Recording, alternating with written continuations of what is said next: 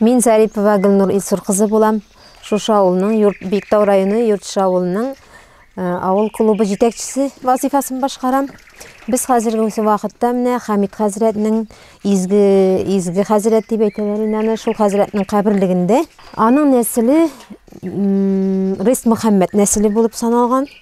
Аларны 1552 елда менә Зеленодольский районының Зур Караужа авылы безнең якын. Алар шул Иван Грозный заманында күчеп киткәннәр. Шуннан соң яңадан алар менә туган җирләренә якын якка Мәмдәлгә кайтып төпләнгәннәр. Хамит хәзрәт аның 5нче буын улы булып бара, 5нче буын. Кайсыдыр нидә мәгълүмат буенча 4нче буында булып бара, менә бер мәгълүмат буенча, булай 5нче буын дип санала инде. Хамит хәзрәтнең аны әүлия дип тә җиткәннәр, чөнки риваятләре берничә аның күрүчәнлек сәләте булган, алдан күрүчәнлек сәләте. Риваятләр буенча менә аның тормыш иптәше Бәбигә узгач, икле вакытта кура җиләк ашысы килгән. Бу кыш көне булган.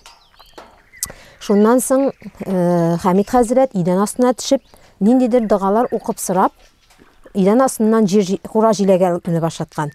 Әмма хатынына сөйләмә, беркемгә дә әйтмә дип әйткән инде. Ул менә хәзрәт безнең хәзрәт әйтүе буенча, андый эшне бары Аллаһ Тәгаләгә якын кеше генә эшли алган. Әүлияләр менә, алар әүлияләр булып саналганнар инде. Менә шул тормыш иптәше кешегә әйткәчтен инде, ул бүтән бу эшне кабатламаган инде. Сырап нәрсәдер теге андый ини белән шөгыльләнмәгән башка юк инде дигән. Теге алдан күрүчәнлеге буенча ул үзе сәүдәгәрдә булган. Чөнки йөзләп шәкерт укыткан авыл инде, аның йөзләгән шәкертләре булган. Мәдрәсәсендә аларны мөгаллимнәрне тоту өчен, шәкертләрне тукландырып тоту өчен ул үзе сәүдәлек иткән. Казанга җиреп, күмер сата торган булган инде. Шуннан соң менә шул бер сату белән барганда Ибрахим исемле улына, Исмәгыйль исемле улына инде ул әйткән инде, бар атны тугарган да инде, бар авылга төшеп әйт әле, анда тегермән эшләп яткан булганнар, осталар инде. Менә анда бер күпмедер дөрес үлчәнмәгән бер валы. Син шуны төшеп әйт әле, Хамит хәзрәт әйтте дип әйт дигән. Дөрестән дә үлчәсәләр, теге вал ким булып чыккан.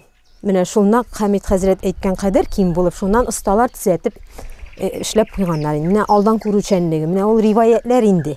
Кем теге халыктан килгән, буыннар сайын сөйләнеп килгән риваят инде. Хамит хәзрәтнең нәселе Мәмдәлдән туктаган, кызганычка каршы, аның менә нәсел дәвамынчысы, менә шуның нәселе дип әйтә торган кешесе юк безнең җирлектә.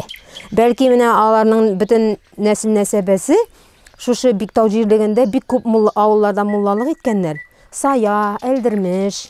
Аларда менә бәлки менә шәҗәрә буенча ничектер сакланып калган ниндидер бер илеше булырга мөмкин, ниндидер нәсел дәвамчылары. Чөнки бик күп авылларда алар муллалык иткәннәр инде. Менә иң изгесе булып Хамит хәзрәт нәселдән шушы Хамит хәзрәт саналган инде, әүлияләр. Элек менә халык ничек салган инде, Хамит хәзрәт ни белән адарынып, нәрсәдер теге ни әйтәләр бит инде менә. Хай шулай булса, шуңа садака бирер идем дигән әйтем бар бит инде халыкта. Менә мин мәсәлән бу экзаменымны яки биреп чыксам, я нәрсәдер эшләсәм, дип шулай салганнар. Хәзер инде шундый элек теге халыкның бер гадәте булгандыр. Хәзер инде Аллаһ Тәгалә ризалыгы өчен дип, менә или Хамит хәзрәтнең рухына дип инде шулай дип салалар инде. Аллаһ Тәгалә ризалыгы өчен дип садака булып барсын дип Хамит хәзрәткә аны мәчет ала инде, мондагы садакаларны да дуга кыла инде шушы садака салучылар исеменә инде. Менә ашлар узган вакытта һәр ашта инде ул. Нинди ашта булуына карамастан Хамит хәзрәт рухына дуга кылына инде. Зиратларыбызда яткан, менә үзебезнең авыл зиратында яткан изге Хамит хәзрәткә дип, Мәмдәл авыл зиратында яткан Бәхтияр хәзрәткә дип дуга кылына инде. Алар обязательно һәрбер ашта берсендә дә менә әйтелми, телгә алынмый калынмый инде.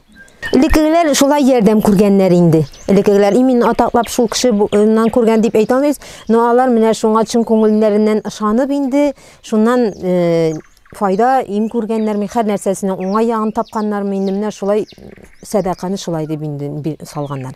Хәзер безнең мулла да әйтә инде, Аллаһ Тәгалә ризалыгы өчен салырга дип, чөнки һәр садака Аллаһ Тәгалә ризалыгы өчен бирелә бит инде. Кем өчен бирелсә дә, шуны атап, шуның рухына дип, Аллаһ Тәгалә ризалыгы өчен салалар инде хәзер.